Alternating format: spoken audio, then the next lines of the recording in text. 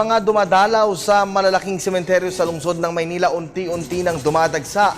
Seguridad naman ng publiko, tiniyak ng mga otoridad. Ang kabuuang detalye alamin natin mula sa aming kasamang si Julius Disamburon, mag-uulat mula sa Manila North Live.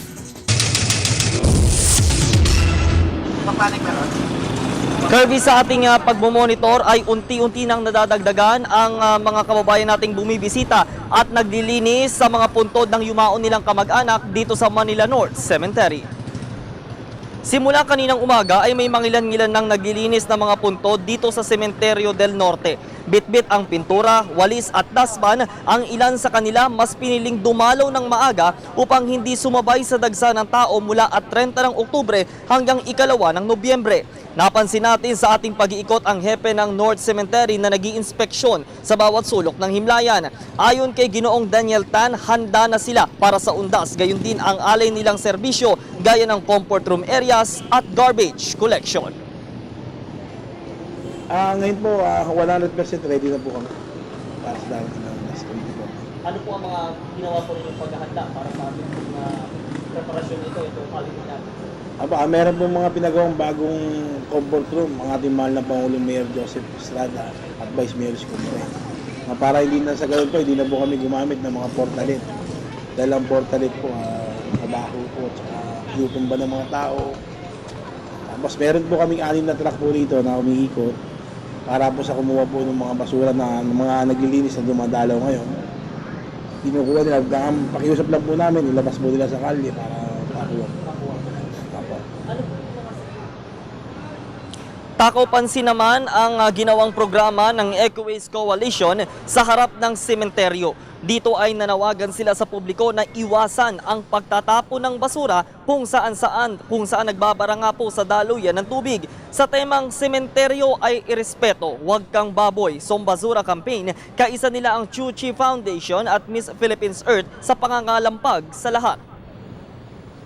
So, nananawagan po muli kami kasi kung tutuusin pang-4 na taon na yata po kami dito na nakababad sa pagdating sa panahon ng undas. So, nag-set up po na kami ng maraming mga stasyon. Basically, ang mga basura, pinapakiusapan natin ating mga kapatid kaysa maitapon, ma-segregate natin ng tama kasi yan ang tunay na paraan para matulungan natin at mabawasan po ang basura ng ating dito sa panahon, dito sa sementeryo. And one of the things we must always remember is that our loved ones was once here on earth to take care of us and also nurture us to the people that we are today. So in respect, we must also make sure that our cemeteries are green and clean because they are there lying and they're resting in peace. And one of the reminders for our All Saints Day celebration is keep our loved ones' graves clean and bawal na tayo magtapon. May sapat din namang kagamitan ng North Cemetery para tiyakin ang seguridad ng mga dadalaw. Pinagagana na ang 8 CCTV sa loob at labas ng sementeryo para malaman o mamonitor ang daloy ng tao. Pagmamalaki ni Tan na may live streaming din ito. Magiging high-tech na din sila sa paghahanap ng pangalan ng mga nawawalang puntod kung saan isi-search na lang po sa mga server computers na ipopwesto sa labas ng sementeryo. Narito po muli ang pahayag ni Mr. Daniel Tan, ang director ng Manila North Cemetery. Actually, kahit na nasa bahay sila, makikita nila eh. Basta pumasok sila sa website po natin, manilanorthcemetery.tk. Tapos i-click po nila yung records, tapos click po nila yung find, sulat nila yung pangalan ng mga nasa buhay. Malalaman po nila kung anong section po, anong grade. Tapos may mapa po ron, makikita nila sa lugar po, kung saan po ba yung section, for example, section 29, makikita po nila, yung mapa po natin doon, mayroong mapang lalabas po ron. Makikita po nila kung saan po nila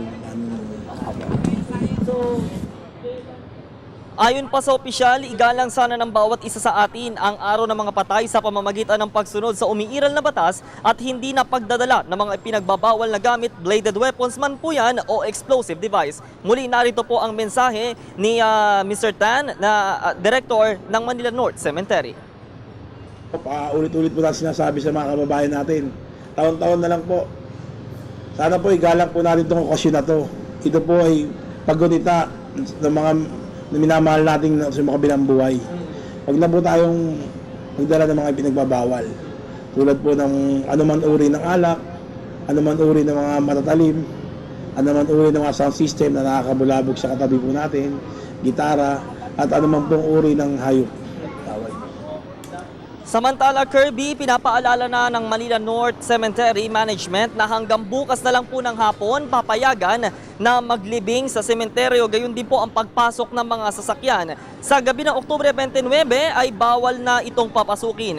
May sapat ding koordinasyon ang kanilang pamunuan sa Manila Police District, MMDA at Manila Disaster Risk Reduction and Management Office na siyang magde-deploy na 600 tauhan, hindi pa kasama dyan yung civilian volunteers. Kung saan pinayagan na din po ang mga nagtitinda dito sa loob ng sementeryo basta hindi nakakaabala sa mga daanan ng tao. Sa ngayon, Kirby, nakakalabas-pasok pa itong mga sasakyan dito sa may bahagi ng Manila North Cemetery. Pero yung mga ipinapatupad na security procedures ng mga security personnel dito ay todo na. Kung saan kapansin-pansin merong malaking karatula dito sa aking likuran na yan yung nakalagay dyan, yung paalala para sa mga motorista at sa mga dadalaw. Yan po yung mga dapat sundin no ating mga kababayan. Siyempre, lalo na pag sapit na po nung mismong araw ng undas, 1 at 2 ng Nobyembre. Doon sa mga motorista naman po natin, nadaraan po dito po sa harap po mismo ng Manila North Cemetery, asahan nyo na po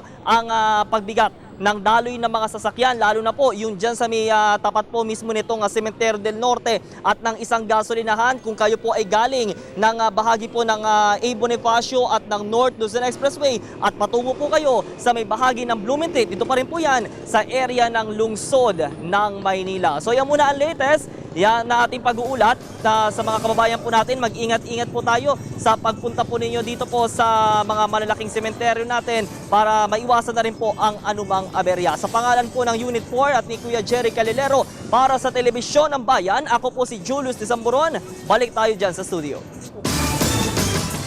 Alright, maraming salamat sa iyo, Julius Disamburo.